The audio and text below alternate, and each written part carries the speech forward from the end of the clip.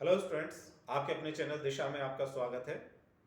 आज इस वीडियो में हम ये जानने का प्रयास करेंगे कि आप उत्तराखंड पीसीएस प्रारंभिक परीक्षा की तैयारी कैसे करें। आज जब हम इस वीडियो को आपके सामने ला रहे हैं तो 20 मार्च है और अब से लगभग 3.5 माह का समय है उत्तराखंड पीसीएस प्रारंभिक परीक्षा वर्ष 2024 के लिए। उत्तराखंड लोक सेवा आयोग द्वारा उत्तराखंड पीसीएस प्रारंभिक परीक्षा की जो प्रस्तावित तिथि है वो लगभग जुलाई माह है। अब लगभग 3.5 माह में आप इस परीक्षा की तैयारी कैसे करें, कितने अच्छे सुंदर ढंग से करें कि आप इसमें सफल हो जाएं, और इसी विषय पर हम लोग अपनी चर्चा को आगे बढ़ाएंगे। मैं हूं राजीव वर्मा। आज हम उत्तराखंड पीसीएस प्रारंभिक परीक्षा के लिए आपके सामने 5 चरणों की एक रणनीति बताएंगे। ये जो 5 चरणों की रणनीति होगी ये प्रारंभिक परीक्षा को पास करने के लिए एक बहुत कारगर कदम सिद्ध होगी। तो चलिए शुरुआत करते हैं। और आगे बढ़ने से पहले आप बेहतर होगा कि एक अपनी नोटबुक पेन लेकर बैठ जाइए ताकि काम की चीजों को नोट कर लें। वीडियो को पूरा देखिएगा, ऐसा नहीं कि आप स्किप कर करके देखेंगे। स्किप करेंगे तो बहुत सारी चीजें हो सकती हैं कि वो आपसे निकल जाए। दूसरी बात है, काम की बातें जो होती हैं उसको नोट कर लिया करते हैं। वहां पर हो सकता है कि शायद उस विषय में ना पता हो, आपको एक दो नई चीज मिल जाए, तो इन चीजों का विशेष रूप से ध्यान रखेंगे तो वीडियो को आपको काफी लाभ मिलेगा। अगर आगे जाकर वीडियो की जो चीजें आपको अच्छी लगेंगी आप उसे लाइक भी करिएगा, सब्सक्राइब भी कीजिएगा ताकि नई जानकारियां आप तक पहुंचती रहे। चलें शुरुआत करते हैं। जैसा कि उत्तराखंड पीसीएस प्रारंभिक परीक्षा का जो सिलेबस है वो आपको मालूम हो गया होगा, आपने अपने स्तर पर भी देख लिया होगा। और इसके अलावा हमारे इस दिशा चैनल पर ऑलरेडी इससे पहले एक वीडियो मैंने डाली थी, उसमें उत्तराखंड पीसीएस प्रारंभिक परीक्षा के विषय में जो सिलेबस था, पाठ्यक्रम था, उस पर मैंने काफी चर्चा की थी। तो अगर आपको पाठ्यक्रम के संबंध में कोई समस्या होगी तो आप प्लीज एक बार उसको देख लीजिएगा। वैसे आज थोड़ा थोड़ा मैं भी लेकर चलूंगा। पीसीएस जो प्रारंभिक परीक्षा है वो मैंने अपने आपको पहले भी जो वीडियो थे उसमें ऑलरेडी आपको बताया था। यहाँ प्रारंभिक परीक्षा के 2 पेपर होंगे, first paper, second paper. First paper सामान्य अध्ययन जीएस से रिलेटेड है और जो सेकंड पेपर होगा वो आपका सीसेट से रिलेटेड है। सबसे पहले जो 5 चरण है, हमारी एक रणनीति होगी, हम इसके सिलेबस की तैयारी आप कैसे करेंगे और किस तरह से 5 सूत्रीय रणनीति को अपनाकर हम इसमें सफल हो सकते हैं, ये दोनों चीजें हम लोग साथ साथ करेंगे। ठीक है, देखिए सबसे पहली चीज हमारे पास ये आएगी कि आप जीएस की तैयारी कैसे करें। जीएस एक पूरा महासागर है, क्या इसमें पढ़ें क्या इसमें छोड़ें, ये बड़ी समस्या, और समस्या विशेष रूप से तब आती है जो हमारे पास समय कम होता है। जो छात्र इस तरह की सिविल सेवाओं की परीक्षाओं की तैयारी पिछले 1-2 साल से कर रहे हैं वो फिर भी लगभग अपने कंफर्ट जोन में रहते हैं, क्योंकि लगभग 2 साल में वो पाठ्यक्रम को काफी हद तक पूरा कर चुके होते हैं। अब उन्हें क्या करना होता है, फिनिशिंग देनी होती है। लेकिन फिर भी उसके बावजूद भी हमें काफी चीजों को ध्यान रखना होता है और नए स्टूडेंट के लिए तो विशेष रूप से होता ही है। देखिए पहली चीज होगी आपके पास में, 5 चीजें मैं महत्वपूर्ण बता रहा हूं। सबसे पहली चीज होगी आपके पास कि आप अपने जीएस और सीसेट के कोर टॉपिक्स को पहचानिए, महत्वपूर्ण टॉपिक्स को पहचानिए। तो जो 5 हमारे पास महत्वपूर्ण चीज होंगी, इनमें पहली चीज है आपके पास में अपने टॉपिक्स के कोर टॉपिक्स को पहचान। अभी जब मैं आपसे जीएस सीसेट पर बात करूंगा तो उन कोर टॉपिक्स पर हम लोग डिस्कस करेंगे। दूसरी चीज हम जो लेकर चल रहे हैं वो होगा आपके पास में अपना एक टाइम टेबल निर्धारित कीजिएगा। टाइम टेबल निर्धारित करिए, आप नोट कर लीजिएगा। ठीक है, थर्ड चीज आपके लिए होगी, टाइम टेबल के साथ साथ समसामयिकी पर हम विशेष रूप से ध्यान देंगे, करंट अफेयर्स पर। इसको आप अच्छे से तैयार करिएगा, ये बहुत बड़ी भूमिका निभाता है ये पार्ट। नंबर 4, टेस्ट सीरीज और मॉक टेस्ट को जरूर करिए।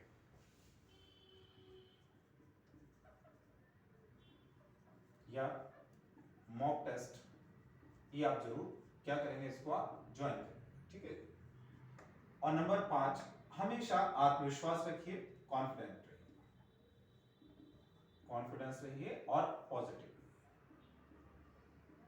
अच्छा सोचिए। ये 5 चीजें हमारे लिए महत्वपूर्ण होंगी। हम पहली जो चर्चा करेंगे वो होगा कि जीएस के और सी सेट के कोर टॉपिक्स को पहचानना। दूसरी बात हमारे पास होगी टाइम टेबल निर्धारित जरूर कीजिएगा। मैं यहीं से शुरुआत करता हूं, जीएस के टॉपिक को मैं इसके बाद बता रहा हूं, क्योंकि अगर उस पर हम चर्चा करेंगे तो फिर वही चलता चला जाएगी हमारी क्लास। टाइम टेबल निर्धारित कीजिएगा पढ़ने का, प्रतिदिन अनुमान कितना, कई बार स्टूडेंट्स पूछते हैं कि सर कितना घंटे पढ़ें। देखिए, घंटे के हिसाब से अगर हम लेकर चलेंगे तो ये आंसर देना थोड़ा मुश्किल होगा कि कितने घंटे पढ़ें। क्या 14 घंटे पढ़ें तो हमें रिजल्ट बहुत अच्छा मिलेगा, या मान लीजिए मैं 6 घंटे पढ़ता हूं तो मेरा सिलेक्शन नहीं होगा। इसमें देखिए कहना मुश्किल होता है। कितने आवर्स पढ़ें उससे ज्यादा महत्वपूर्ण होता है कि हम कितनी अच्छी तैयारी करते हैं। हमारी एजुकेशन की जो टाइमिंग है, स्टडी की जो टाइमिंग है, उसमें क्वालिटी कितनी बढ़िया हो। मेन चीज ये है। अगर आप 14 घंटे पढ़ते हैं, आपका दिमाग इधर उधर लगा हुआ है, बाकी चीजों में लगा हुआ है, मैंने अपने पिछले वीडियो में बताया था, कान में आपने हेडफोन वगैरह लगाया हुआ है, म्यूजिक भी सुन रहे हैं और पढ़ भी रहे हैं, तो होने को तो आपसे 8 से 10 घंटे भी पढ़ लें, लेकिन एक साइड में म्यूजिक चल रहा, दिमाग का आधा भाग तो म्यूजिक में लगा हुआ है, तो उससे कोई फायदा नहीं है। तो आप जो भी टाइम आप पढ़ें, ध्यान रखिए बिल्कुल एकाग्रचित होकर पढ़ें। यह विशेष रूप से टाइम टेबल निर्धारित करिए, और टाइम टेबल के निर्धारण में ये रखिए कि सामान्य अध्ययन को आप कितना समय देंगे, करंट अफेयर्स को अलग से समय दीजिएगा। हालांकि ये सामान्य अध्ययन का एक पार्ट आता है, लेकिन बहुत सारी चीजों को जो समेट कर चलता है वो करंट अफेयर चलता है। चाहे आपके साइंस एंड टेक्नोलॉजी की बात हो, आपकी पॉलिटी से रिलेटेड बात हो, हमारे पास में इकोनॉमी का विषय लेकर चलें, या ज्योग्राफी में कोई नई चीज हमारे पास आई, इनको सबको करंट अफेयर्स जो है टच करता है।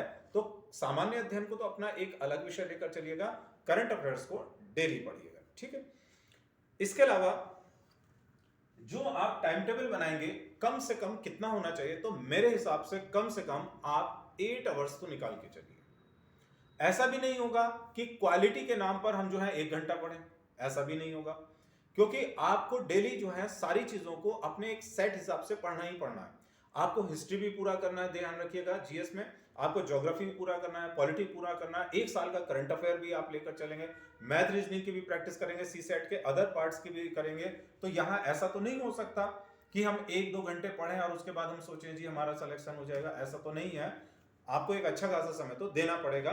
उसमें समय में आप ये निर्धारित करेंगे कि मुझे इतने टाइम हिस्ट्री पढ़ना है, ज्योग्राफी पढ़ना है, या मैथ की प्रैक्टिस, सी सेट की प्रैक्टिस इतने समय करनी है। करंट अफेयर्स लगभग आप 1 साल का करेंगे। जुलाई माह में प्रस्तावित है परीक्षा, तो पिछले जुलाई से लेकर, जून जुलाई से लेकर, और आप ये मान के चलिए कि लगभग आप 10-11 महीने का करंट अफेयर तो बहुत अच्छे से तैयार कर लीजिएगा। कोई भी बाजार में बिकने वाली बहुत अच्छी किताब हो जो समसामयिकी आपको तैयार कर दे, उसकी वार्षिकी भी मिल जाती है, या अगर आप कंटिन्यू ऐसी मंथली मैगजीन पढ़ रहे हैं तो उनको सबको आप बार बार रिवाइज करते चलिएगा। और पिछली बार मैंने आपको बताया भी था, सबसे अच्छा करंट अफेयर तब तैयार होता है कि आप डेली न्यूज़पेपर पढ़ें, मैगजीन्स को पढ़िए, करंट अफेयर की मैगजीन्स को पढ़िए, और उसमें से काम की चीजों को डेली अपडेट करिए, लिखिए, वो सबसे अच्छा होता है। उसमें टाइम तो लगता है, लेकिन आपकी जो करंट अफेयर्स पर पकड़ होती है वो बहुत बढ़िया बनती है, ठीक। इसके अतिरिक्त जब आप अपनी तैयारी के अंत की ओर बढ़ते हैं, पहले नहीं, जब अंत की ओर बढ़ते हैं, तो मॉक टेस्ट, टेस्ट सीरीज, ये आप जरूर करिए। चाहे आप किसी भी संस्थान के लीजिए, उससे कोई समस्या नहीं है, बस पीसीएस लेवल आप टच कर लें वो वहां पर जाकर, ये महत्वपूर्ण चीज है। इसको करिए, इसको पहले मत करिए। कई बार क्या करते हैं, कुछ छात्र ये गलती करते हैं, तैयारी अभी कुछ शुरुआत के चरणों में होती है और पहले से ही मॉक टेस्ट लगा लेते हैं। अरे भाई, काहे का मॉक टेस्ट पहले से? अभी आपने सिलेबस पूरा पढ़ा नहीं है, तैयारी हुई नहीं है आपकी, करंट अफेयर पूरे साल भर का हुआ नहीं है, किस बात का मॉक टेस्ट देंगे? तो मॉक टेस्ट या टेस्ट सीरीज तो आप तब देंगे ना जाकर जब हमारा पूरा कंप्लीट हो जाता है सिलेबस, आप पूरा पढ़ चुके होते हैं, ये तब देते हैं। तो कुछ बच्चे क्या करते हैं, ओवर कॉन्फिडेंस में इसको लेके बैठ जाते हैं कि हमने मॉक टेस्ट सीरीज लगा ली, फलाने इंस्टीट्यूट की लगा ली। देखिए, इससे समय भी बर्बाद होगा, आपका पैसा बर्बाद होगा, कोई फायदा उससे नहीं मिलने वाला होता है। किसी का जजमेंट आपका तब होगा जब आपने तैयारी की हो, जब तैयारी ही नहीं की तो हमने जजमेंट किस बात का होगा हमारे पास में, ठीक है। तो ये लास्ट में जाकर करिएगा। दूसरा, पूरी तैयारी के दौरान आप 3 महीने लगते हैं, चाहे 4 महीने लगे या उससे आगे एग्जाम होने में टाइम लगे, जो भी लगे, आप रेगुलर बने रहिएगा। पढ़ाई बिल्कुल रेगुलर होनी चाहिए। ये नहीं कि अभी मोटिवेशनल को वीडियो देखा तो 2 घंटे एक्स्ट्रा पढ़ लिए, उसके बाद मोटिवेशन कम होता गया तो पढ़ने का ड्यूरेशन भी कम होता गया, ठीक। इन चीजों से कोई फर्क नहीं पड़ना चाहिए। कोई मोटिवेशनल वीडियो देखा नहीं देखा, इससे कोई मतलब नहीं है। पढ़ाई का जो हमारी नियमित रूप से पढ़ाई चलती है, जैसे खाना खाते हैं हम नियमित रूप से, सोते हैं हम नियमित रूप से, है ना, अब तो फोन भी नियमित रूप से देखते हैं, तो फिर पढ़ाई भी नियमित रूप से होनी चाहिए। आप एग्री हैं इस बात से? हम खाना भी समय से खा रहे हैं, हम सोने का कार्य भी समय से कर रहे हैं, फोन तो बहुत ही ज्यादा समय से देख रहे हैं, तो जब इतनी चीजें कर रहे हैं तो फिर हम पढ़ाई में कमी क्यों कर लेते हैं? तो फिर पढ़ाई भी नियमित होनी चाहिए। जब सब काम नियमित है तो फिर पढ़ाई भी नियमित हो, तो ठीक है। तो ये नियमित आप बने रहेंगे पढ़ाई पर। और दूसरी चीज है निराश नहीं होना। कई बार क्या होता है कि थोड़ा हार्ड वर्क हो जाता है, हमें ज्यादा पढ़ना होता है, तो हम सोचते हैं कि इसको छोड़ दें, कुछ और कर लें। क्या कुछ और करेंगे? क्योंकि वहां भी फिर ऐसा ही होगा कि हम कुछ और कर लें वहां पर जाकर। तो अपने ऊपर विश्वास बना के रखिए, सकारात्मक रहिए कि नहीं, आपको सफलता मिलेगी। और अगर आप सभी अच्छे ढंग से इन रणनीतियों का प्रयोग करेंगे, सफलता आपको अवश्य मिलेगी। अब चले हम लोग सिलेबस के कोर पॉइंट्स पे बात करेंगे। मैं यहाँ पर पूरे सिलेबस पर बात नहीं करूंगा क्योंकि वो ऑलरेडी मेरा पिछले वीडियो में हो चुका है। हम सबसे पहले जीएस में आते हैं। जीएस में टोटल 150 क्वेश्चन आएंगे, ध्यान रखिएगा। 150 होंगे और आपके जो मार्क्स होंगे वो भी 150 होंगे। मेरिट इसी पर बनेगी प्री को क्वालिफाई करने के लिए, क्योंकि सी सेट जो होता है वो तो आपका क्वालिफाइंग होता है। हिस्ट्री की अगर हम लोग पहले बात करते हैं तो हिस्ट्री के 3 सेक्शन आपको दिए गए हैं, जैसा कि अनुमान होता ही है। एंशिएंट है, मेडिवल हिस्ट्री और मॉडर्न। अब सवाल है पहले एंशिएंट हिस्ट्री में से ज्यादातर क्वेश्चन देखिए किस तरह के आते हैं। कंप्लीट एंशिएंट हिस्ट्री, चाहे आप प्रागैतिहासिक काल से लेकर चलें, इंडस वैली को ले लीजिए, वैदिक कल्चर को, मौर्यंस को ले लें, गुप्त पीरियड को ले लीजिए। तो अब जो पॉलिटिकल क्वेश्चंस हैं वो कम आते हैं। अब ज्यादातर जो क्वेश्चन आते हैं वो कल्चरल हैं। और वैसे भी आप अगर अपने सिलेबस में भी देखेंगे तो हिस्ट्री के ऊपर टॉपिक में भी लिखा हुआ है भारत का इतिहास, संस्कृति और राष्ट्रीय आंदोलन। तो आजकल साहित्य से जुड़े हुए क्वेश्चन बहुत आते हैं, मंदिरों से जुड़े हुए क्वेश्चन बहुत ज्यादा आते हैं कि किस शासक के काल में कौन से मंदिर बने, ठीक है। और जो कल्चरल एक्टिविटी होती है ना, वो उनसे क्वेश्चन जो होते हैं इस समय पर ज्यादा आते हैं। पॉलिटिकल क्वेश्चन अपेक्षाकृत कम आते हैं। तो साहित्य वाली बात मैंने आपको बताई है। धार्मिक व्यवस्थाओं से जुड़े हुए, समाज से जुड़े हुए प्रश्न जो हैं वो ज्यादा आते हैं। तो जो भी सेक्शन आप पढ़ते हैं, जैसे मौर्य के पढ़ते हैं या मान लीजिए गुप्त काल पढ़ते हैं, तो इनके कल्चरल वाले पार्ट पर आप अपेक्षाकृत ज्यादा ध्यान दीजिएगा, ठीक है। अब युद्ध वगैरह के क्वेश्चन कम आते हैं। मेडिवल हिस्ट्री में अगर हम लोग बात करेंगे तो उसमें दिल्ली सल्तनत, मुगल काल, सूफी भक्ति आंदोलन जो होते हैं कोर टॉपिक्स होते हैं। इनमें से ध्यान ये रखना है कि सामान्यतः दिल्ली सल्तनत में तो सुल्तानों से संबंधित क्वेश्चन पूछ लेते हैं कि किस सुल्तान के काल में क्या हुआ। फॉर एग्जांपल आपसे पूछा कि चहलगानी दल का निर्माण किस सुल्तान के काल में हुआ, या किस सुल्तान के काल में चहलगानी दल को समाप्त किया गया, ऐसे क्वेश्चन आते हैं। सूफी और भक्ति आंदोलन में हम जाएंगे तो प्राय सूफी संतों जो होते हैं उनसे संबंधित प्रश्न इसमें बहुत ज्यादा आते हैं। जैसे मान लीजिए आपको एक सूफी दिए गए निजामुद्दीन औलिया, आपसे पूछा गया कि ये किस सिलसिले के प्रमुख संत थे, ठीक है, या सूफी थे, तो वहां 4 आपको सिलसिले रख देंगे, वो आपको बताने। इस प्रकार के प्रश्न ज्यादा आते हैं। मुगलों में अगर हम लोग बात करेंगे तो मुगलों में इस समय पर ज्यादा क्वेश्चन जो है वो कल्चरल वाले पार्ट से, उसके इकोनॉमी वाले पार्ट से, उसके साहित्य वाले पार्ट से ज्यादा आते हैं। तो इन चीजों पर आप विशेष रूप से ध्यान दीजिएगा। मॉडर्न हिस्ट्री में अगर हम लोग बात करेंगे तो आपके सिलेबस में भी रखा हुआ है आयोग ने, राष्ट्रीय आंदोलन क्वेश्चन के लिए आपका ज्यादा महत्वपूर्ण है। नेशनल मूवमेंट, नेशनल मूवमेंट का पार्ट आपका सबसे महत्वपूर्ण है। हालांकि भारत के इतिहास का जो आरंभ है वो तो यूरोपीय कंपनियों के आगमन से होता है। नेशनल मूवमेंट का पार्ट है। अब सवाल है कहां से स्टार्ट होता है? जब से भारतीय राष्ट्रीय कांग्रेस की स्थापना हुई, इट मींस 1885 से लेकर 1947, ये पार्ट जो है नेशनल मूवमेंट कहलाता है। और क्वेश्चन के पॉइंट ऑफ व्यू से ये पार्ट सबसे महत्वपूर्ण है। इसके लिए आप चाहें तो स्टैंडर्ड बुक को भी पढ़ सकते हैं, जैसे विपिन चंद्रा, बहुत अच्छी किताब है, आप उसको पढ़ सकते हैं। मेडिवल वाले पार्ट पर अगर हम लोग जाएंगे तो आप बेसिकली एनसीईआरटी का भी अध्ययन कर सकते हैं, सतीश चंद्रा की बुक भी आप उस पर ले सकते हैं, अच्छी किताबें हैं, ठीक है। हिस्ट्री में फिर आपके पास उत्तराखंड का इतिहास और संस्कृति का भी पाठ्यक्रम रखा गया। बिल्कुल उसी तरह से उत्तराखंड का इतिहास भी प्रागैतिहासिक काल से होते हुए मध्यकाल और आधुनिक काल तक चला जाता है।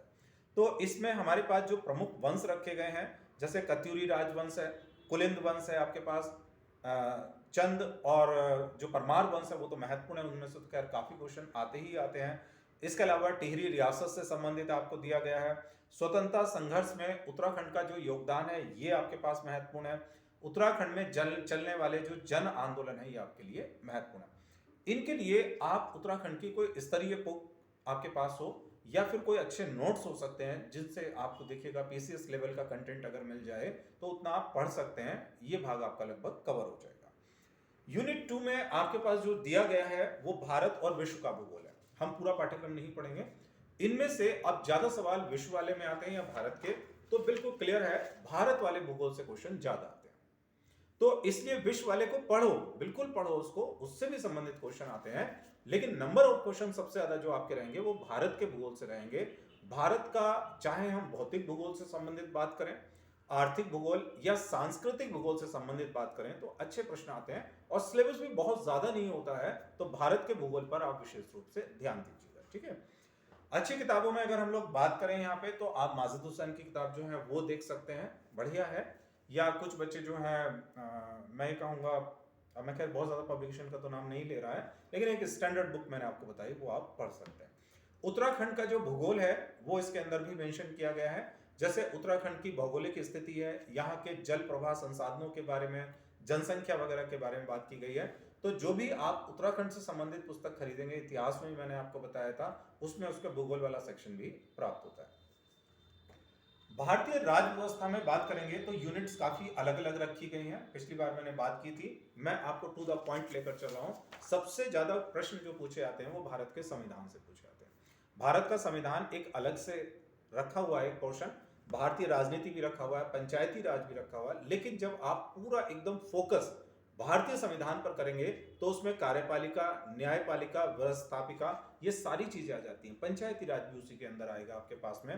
तो आप संविधान वाले पार्ट को ज्यादा ध्यान दीजिएगा। प्री में ज्यादातर क्वेश्चन जो होते हैं वो आर्टिकल बेस्ड बहुत ज्यादा क्वेश्चन पूछे जाते हैं। जैसे राष्ट्रपति पर महाभियोग की प्रक्रिया है, इससे संबंधित अनुच्छेद आपसे पूछ लिया गया। अध्यादेश किस अनुच्छेद के अंतर्गत आता है, राष्ट्रपति और राज्यपाल का, तो इसका आपसे पूछ लिया। फंडामेंटल राइट्स हैं, कोई भी फंडामेंटल राइट्स ले लिए, इनके आर्टिकल से संबंधित बहुत ज्यादा क्वेश्चन आते हैं। तो आप सीधे भारत का जो संविधान वाला पार्ट है आप उस पर ज्यादा ध्यान दीजिएगा। हालांकि अन्य भाग भी पढ़िए, लेकिन ये कोर टॉपिक्स पे मैं बात कर रहा हूं, इस पर आप विशेष रूप से ध्यान दीजिएगा। छोटा सिलेबस का पार्ट होता है, लेकिन ये बात पक्की है कि आपको क्वेश्चन अच्छे बहुत बढ़िया मिलते हैं। दूसरा, पॉलिटी के बाद अगर हम लोग बात करेंगे, इसमें हाँ उत्तराखंड की राज्य व्यवस्था को भी रखा गया है। सामान्यतः किसी भी राज्य की जो व्यवस्थाएं होती हैं, जब हम भारत का संविधान पढ़ते हैं तो उस राज्य की जो राजनीतिक व्यवस्था है वो उसी प्रकार की होती है। लेकिन हमें यहाँ पर क्या करना है, उत्तराखंड की राज्य व्यवस्था के बारे में एक अलग से टॉपिक भी रखा गया है, उससे संबंधित विषय भी दिए गए। जैसे पंचायती राज का भी आपको दिया गया, ई गवर्नेंस, सूचना का अधिकार, वो तो हम संविधान में वैसे भी जाके पढ़ेंगे। यहाँ पर मुख्यमंत्री, मंत्रिमंडल का जो सिस्टम है वो आपको देखना। इसके बाद नेक्स्ट आपको दिया गया है आर्थिक सामाजिक विकास, यानी कि ये इकोनॉमी वाला पार्ट है। कोर टॉपिक्स पे बात करूंगा। सबसे मेन टॉपिक है इसमें केंद्रीय बजट। तो जो हमारा 24-25 वाला बजट है, इससे संबंधित आर्थिक सर्वेक्षण, तो केंद्रीय बजट और आर्थिक सर्वेक्षण जो सबसे लेटेस्ट है, आप इसका अध्ययन जरूर कीजिएगा। इससे संबंधित प्रश्न जो है अवश्य पूछे जाएंगे। इसके अतिरिक्त हम इसमें आएंगे तो भारतीय कृषि व्यवस्था, उससे चलने वाली योजनाएं कृषि व्यवस्था से, भारतीय उद्योग, ये महत्वपूर्ण टॉपिक है और इसमें कृषि का टॉपिक तो खास तौर पर महत्वपूर्ण होता है।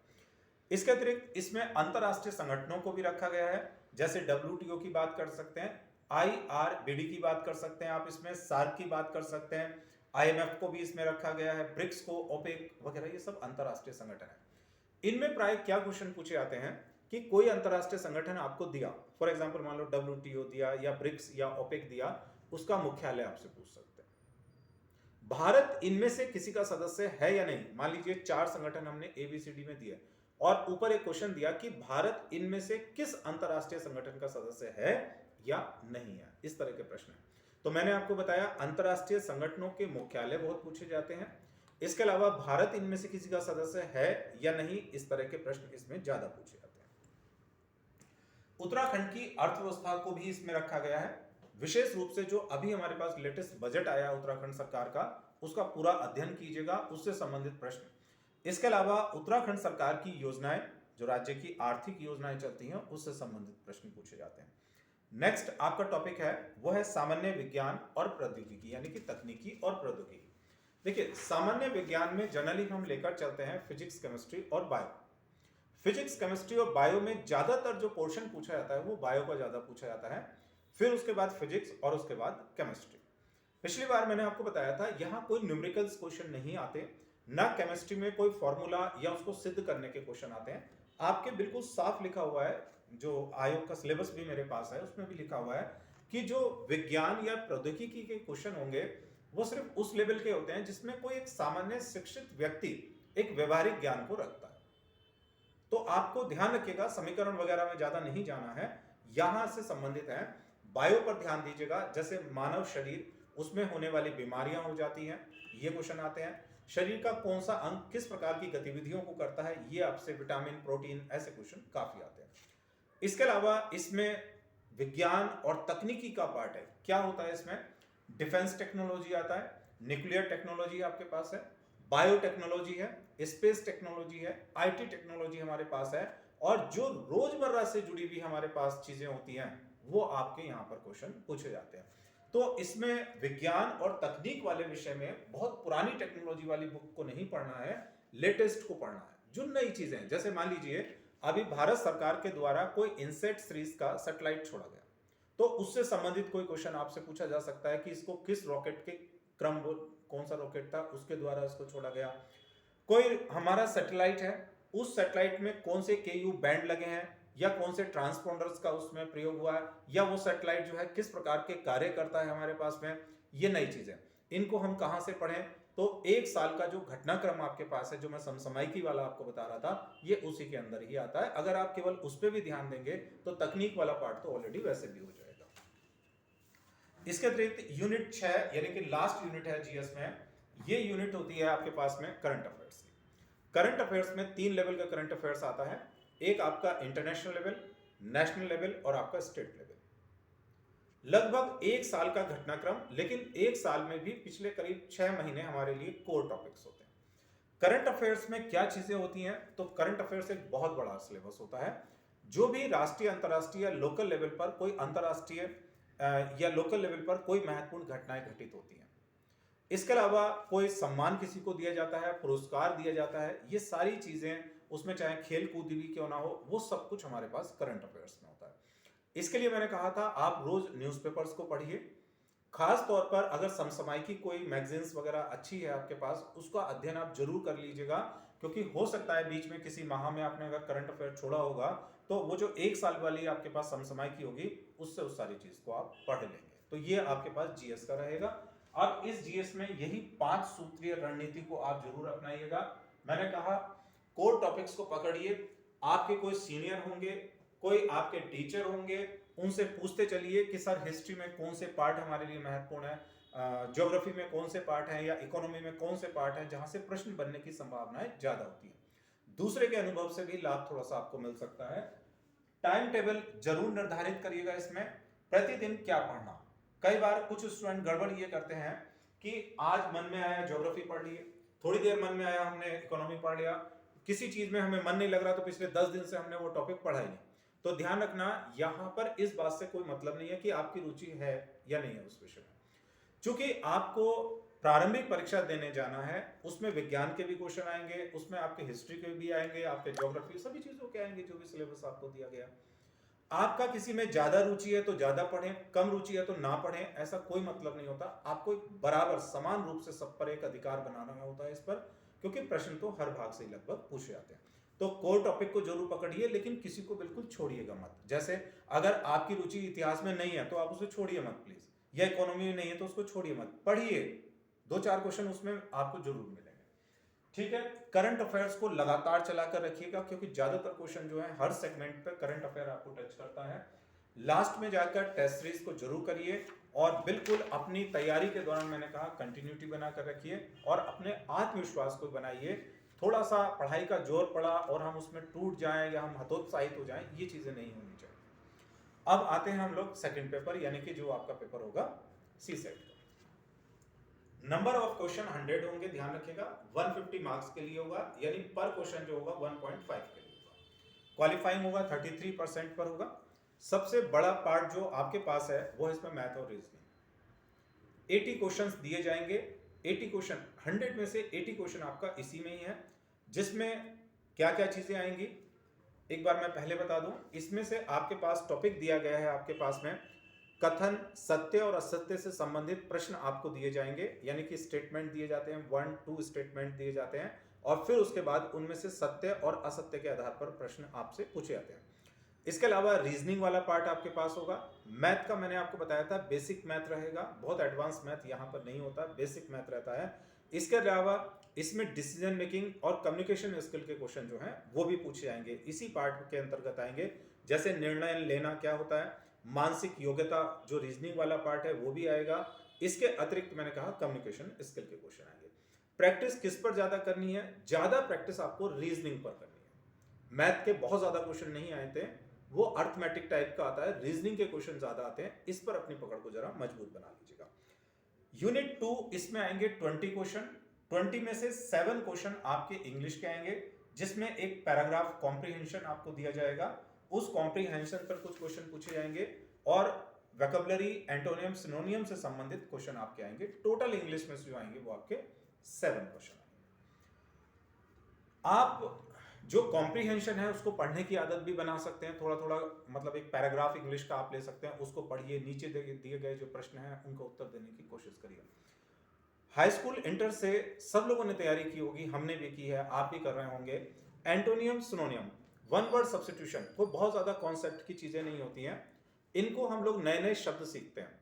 और आपको अगर ध्यान होगा, हमारे टीचर भी उस तरह से तैयारी कराते थे कि प्रतिदिन इंग्लिश के 10 शब्द पढ़िए।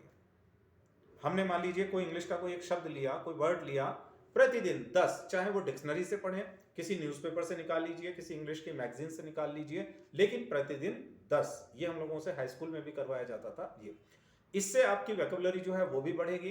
एंटोनियम, सिनोनियम जो है ये भी आपका तैयार होगा और आगे जैसे वन वर्ड सब्स्टिट्यूशन, इसमें भी आपको काफी हेल्प मिलेगी। अगर आपने ये काम पहले से किया है तो बहुत अच्छी बात है, और अगर नहीं किया तो अब करना आप इसको शुरू करिए। हिंदी में जाएंगे तो कुल 13 क्वेश्चंस होंगे, इनमें से एक पैराग्राफ यानी गद्यांश आपको दिया जाएगा, उस गद्यांश से संबंधित 6 प्रश्न होंगे, फिर उसके बाद 7 प्रश्न जो होंगे वो मुहावरे, लोकोक्ति और जो सामान्य व्याकरण का जैसे समाज, संधि वगैरह होते हैं वो उससे संबंधित प्रश्न होंगे।